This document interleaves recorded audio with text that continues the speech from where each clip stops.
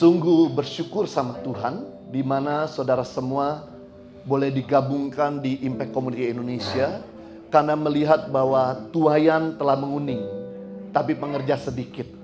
Waktu awal kita buka ibadah online, kemudian banyak sekali permintaan untuk bisa dibikin komsel-komsel. Nah, awalnya bulan Juni itu kita mau bikin komsel, kami cuma kenal beberapa teman-teman saja. Seperti Pak Rike, kemudian Pak Rizal, kemudian Pak Simon, cuma kenal beberapa. Tapi kemudian akhirnya Tuhan sendiri yang kumpulkan dan kirimkan, sehingga sekarang ini sudah ada 51 komsel. Dengan hampir 1.700 anggota. Segala kemuliaan bagi Tuhan. Nah, Bapak Ibu Saudara, saya juga bersyukur sama Tuhan bahwa di antara mentor-mentor ICI ini udah melewati gelombang pertama pandemik dan 2, tapi kita masih diselamatkan sama Tuhan. Memang kekurangan kita semua cuma satu, yaitu beberapa orang tambah besar termasuk saya.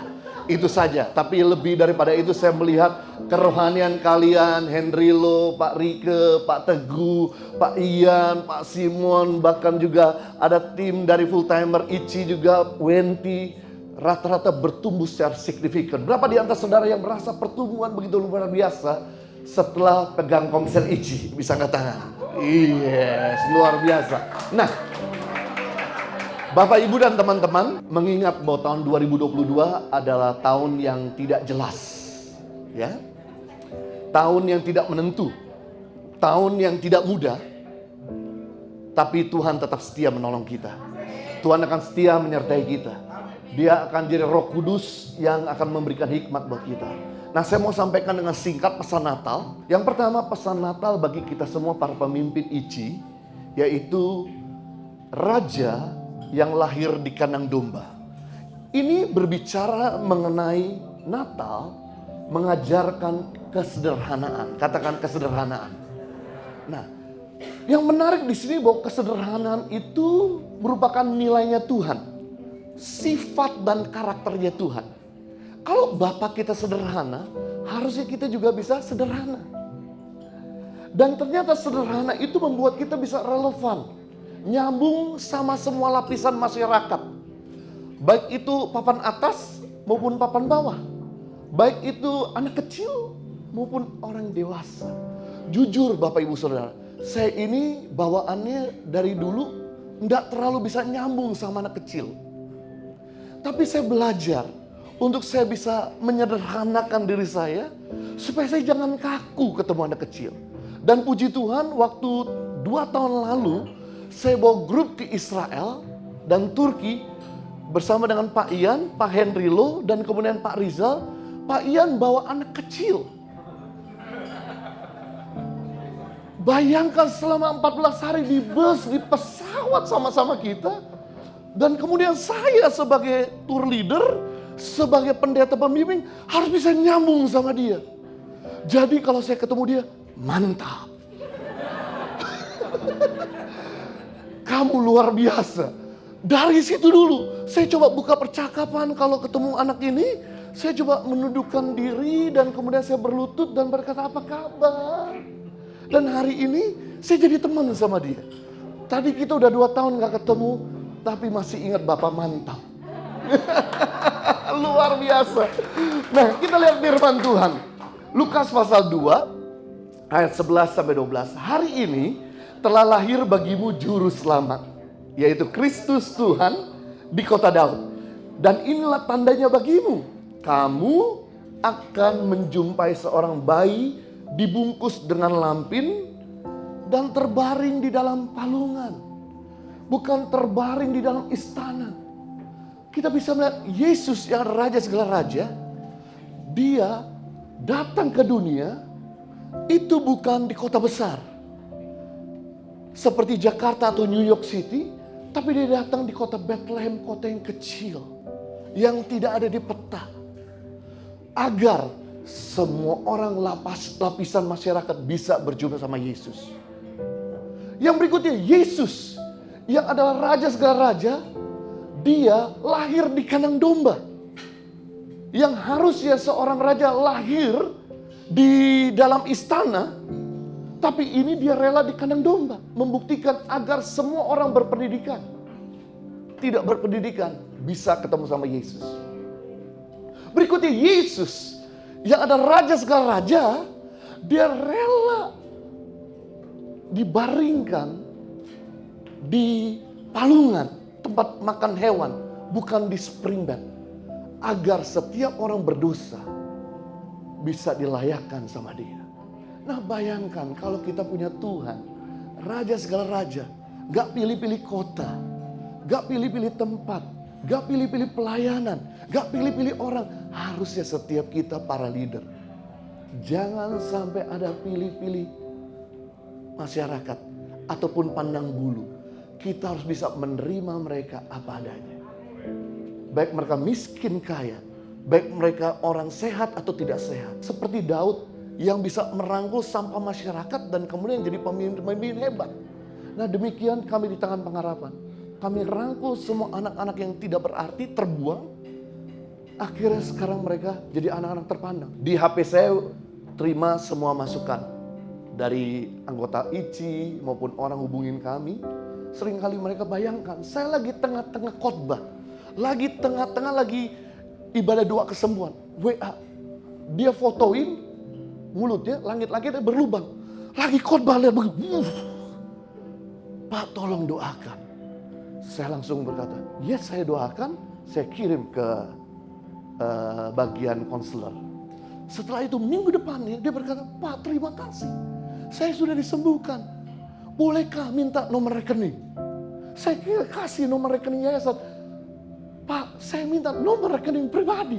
Nah yayasan aja, pribadi. Yayasan, pribadi. Kita bisa melihat seandainya saya ini sombong, gak mau disentuh, bagaimana Tuhan mau berkati saya? Tapi gara-gara kita relevan, mau nyambung, akhirnya orang bisa datang untuk memberkati. Nah beberapa kali ada seorang yang menghubungi saya, cuma berkata gini, Shalom Pak Pendeta. Saya berkata Shalom. Saya gak kenal nomornya. Shalom Pak Pendeta. Saya berkata Shalom. Apa yang saya bisa bantu? Selalu kata-kata itu yang saya sambungkan. Apa yang saya bisa bantu? Pak, saya minta didoakan buat anak saya. Baik. Bisa kirimkan SMS-nya, saya doakan lewat kata-kata. Saya kirim ke bagian konselor. Kemudian mereka begini, Pak boleh minta nomor rekening yayasan. Hanya cuma simple melayani orang tanpa pamrih, tidak memandang bulu. Ternyata dia orang berada. Wow, saya rindu setiap kita. Kalau Yesus relevan, Yesus sederhana, pemimpinmu sederhana. Setiap kita jangan ada yang sombong. Kita harus sederhana dan relevan sama siapa saja. Yang kedua, Natal itu bicara firman yang jadi manusia. Artinya apa? Natal mengajarkan kita untuk menghidupi firman. Menginkarnasikan firman. Jadi daging. Sehingga firman Tuhan itu terlihat, teraba, terasa. Firman Tuhan berkata begini, Yohanes 1 ayat 14. Kita baca bersama-sama. Firman itu telah menjadi manusia dan diam di antara kita. Kita telah melihat kemuliaannya, yaitu kemuliaan yang diberikan kepadanya sebagai anak tunggal Bapa, penuh kasih karunia dan kebenaran. Perhatikan, firman menjadi manusia, diam di dalam kita, maka kita lihat kemuliaan. Wow, berarti kalau kita nggak pernah menginkarnasikan firman, menghidupi, melakukan firman, maka orang nggak bisa lihat Tuhan di dalam diri kita. Nah, banyak sekali orang nggak tahu Tuhan, belum pernah lihat Tuhan. Dan banyak sekali orang Kristen dan pemimpin Kristen yang jadi batu sandungan. Ini waktunya setiap pemimpin ICI untuk melakukan firman. Sehingga anggotamu bisa lihat Yesus. Anakmu bisa lihat Yesus. Minta maaf, baru belakangan ini saya diberi kabar. Ada seorang ibu yang rajin berdoa. Tiap hari berdoa, pegang rosario berdoa. Tapi ketemu anaknya dimaki-maki. Ketemu anaknya didiemin. Nah ini bukan nilainya Tuhan. nilai Tuhan itu kita tetap bisa lakukan firman sekalipun mungkin sulit untuk kita lakukan. Nah, yang luar biasa adalah begini. Orang mudah melupakan apa yang kita katakan. Tapi orang tidak akan pernah lupa apa yang kita lakukan. Orang mungkin mudah melupakan apa yang kita ajarkan. Tapi orang tidak pernah lupa apa yang kita hidupi. Jadi kalau mau mengajarkan kepada anak-anak kita, kepada anggota komsel kita, bukan dengan perkataan saja, melainkan dengan perbuatan. Maka mereka akan lihat Tuhan dan mereka dipulihkan atas kekecewaan dari pemimpin sebelumnya. Ketika kami melayani Nusa Tenggara Timur, suatu kali kami menemukan ada seorang ibu sudah terkapar di dalam rumah gubuknya. Kemudian begitu saya lihat, waktu kami lagi bagi-bagi beras, langsung kami minta tim kami untuk segera rujuk dia ke rumah sakit. Sampai di rumah sakit, dokter otopsi, ternyata dia kena TBC akut. Dokter berkata angkat tangan, paling cuma usianya beberapa bulan saja. Tapi saya bilang, Pak, dokter tolong segera obati dan tolong segera bantu. Bagaimana caranya supaya dia bisa lebih panjang hidupnya, karena anaknya masih kecil-kecil. Lalu kemudian kami menolong rumahnya yang terbuat dari rumah gubuk itu, dibangunkan rumah layak tinggal. Kemudian kita bangunkan kios. Karena ibu ini gak sanggup lagi bekerja, jadi kita modalkan kios 15 juta. Udah rumahnya sekian juta, modalkan kios supaya dia cuma dagang di situ.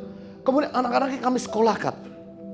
Lalu kami support beras buat ibu ini. Lalu setelah ibu ini udah selesai diobati, dibawa pulang kembali sama tim kita ke rumah yang sudah diperbaiki. Langsung ibu ini berkata, Bapak Pendeta Jojo, hampir saya nggak percaya. Hampir saja saya nggak percaya bahwa Tuhan itu ada. Saya pikir cerita Tuhan dan Alkitab cerita fiction dan dongeng. Karena buktinya kami berdoa tidak ada satu jawaban datang. Kami punya 5 anak, 2 mati. Tapi hari ini Pak, apa yang Bapak lakukan kepada kami? Bangunkan rumah, berikan kios, berikan pengobatan bos yang terkapar. Kemudian berikan beras, sekolahkan anak-anak. Kami semua ternyata menjawab semua list doa-doa saya. Saya lihat Tuhan dalam diri Anda. Dan ibu ini berteriak minta ampun sama Tuhan. Tuhan, ampuni aku. Aku durhaka sama Engkau.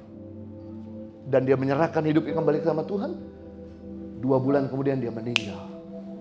Untung waktu itu dia lihat firman yang menjadi daging. Saya rindu setiap kita di ICI sebagai pemimpin dah butuh orang yang jago bicara, jago ngajar. Pemimpin ICI harus jago melakukan firman Tuhan. Yang mengerti katakan amin. Yang ketiga, terakhir, Natal berbicara soal Allah yang mengambil rupa seorang hamba. Yang pertama, raja yang lahir di kandang domba. Yang kedua, firman yang menjadi manusia. Ketiga, Allah yang mengambil rupa seorang hamba. Artinya apa? Siap berkorban demi hubungan. Wow. Filipi pasal 2 ayat 6-7 ayat terakhir. Yang walaupun dalam rupa Allah, tidak menganggap kesetaraan dengan Allah sebagai milik yang harus dipertahankan, melainkan telah mengosongkan dirinya sendiri dan mengambil rupa seorang hamba dan menjadi sama dengan manusia. Bayangkan, dia adalah raja. Pertama, turun satu level jadi manusia. Ini butuh pengorbanan dari Tuhan jadi manusia. Coba Anda turun satu level dari manusia jadi hewan. Itu turun satu level. Nah, ini sama seperti Tuhan. Tuhan yang tidak terbatas kemudian mengambil rupa jadi seorang manusia yang memiliki keterbatasan, perlu tidur, perlu istirahat. Dan kemudian bukan sampai di situ, dia turun lagi jadi apa? Hamba. Supaya apa? Melayani kita. Berkorban buat kita. Bukti seorang hamba ditempeleng tidak marah. Disakiti nggak sakit hati. Dirugikan nggak marah-marah. Itu hamba. Pemimpin Ichi harus memiliki hati hamba.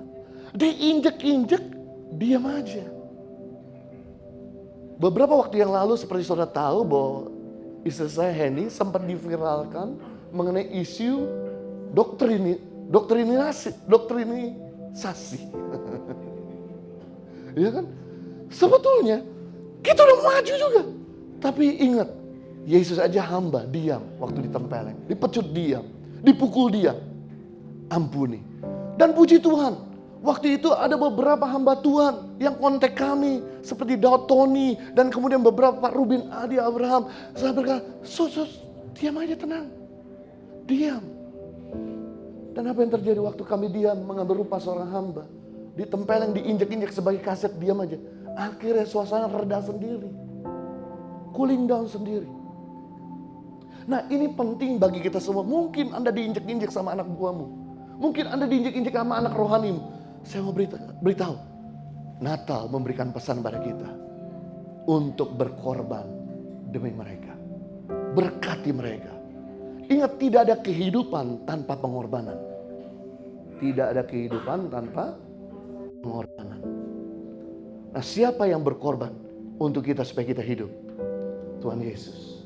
Ketahuilah, kalau engkau pengen lihat anak-anakmu hidup, masa depan anak-anak rohanimu hidup, kita harus siap berkorban agar mereka maju.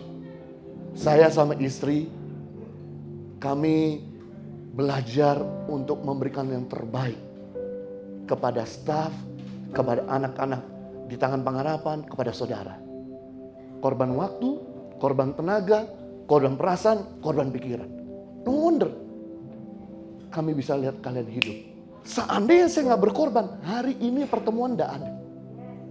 Tapi karena ada Tuhan berkorban, pemimpinmu berkorban, hari ini ada. Dan saya percaya waktu saudara berkorban juga kepada mereka, anak-anak saudara, maka gathering ini bukan cuma sampai di para leader, kalian akan punya keluarga sendiri. Ke depan kita akan lihat bahwa Indonesia akan penuh dengan kemuliaan Allah. Saudara, orang diselamatkan karena Injil, tapi orang berubah karena dimuridkan. Itu sebabnya jangan berhenti sampai sebatas kita pertemuan 2 minggu sekali, tapi kita sebagai pemimpin siap berkorban untuk mereka. Yang siap berkorban katakan amin.